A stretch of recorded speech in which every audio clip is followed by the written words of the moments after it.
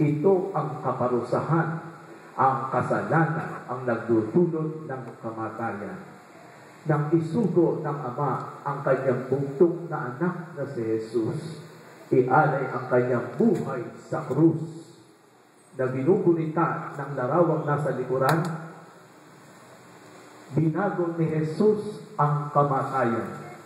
Ang kamatayan pinagtagumpayan ni Jesus at ginawang isang pintuan.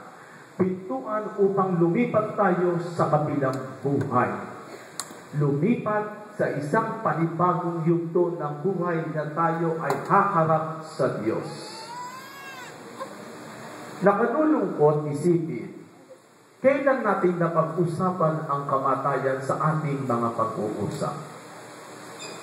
Sa mga chismisan, sa mga pag-uusap sa mga magkakapitbahay, wala sa atin nag-atid na pag-usapan ang kamatayan.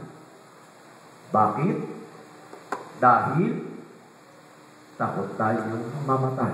Dahil sabihin, handa na ako matayan. Tinatawagan na natin ng lahat ng santo, pati ang Diyos. Huwag muna tayong kunin dahil meron pa tayong kailangang tuparin. Subalit, hindi ganito ang proseso ng kamatayan. Kinakailangan nating mamatay upang tayo ay pumunta sa tunay nating tahanan sa kabilang buhay, sa piling ng Diyos. Ang tanong, gaano tayo kahanda sa kamatayan?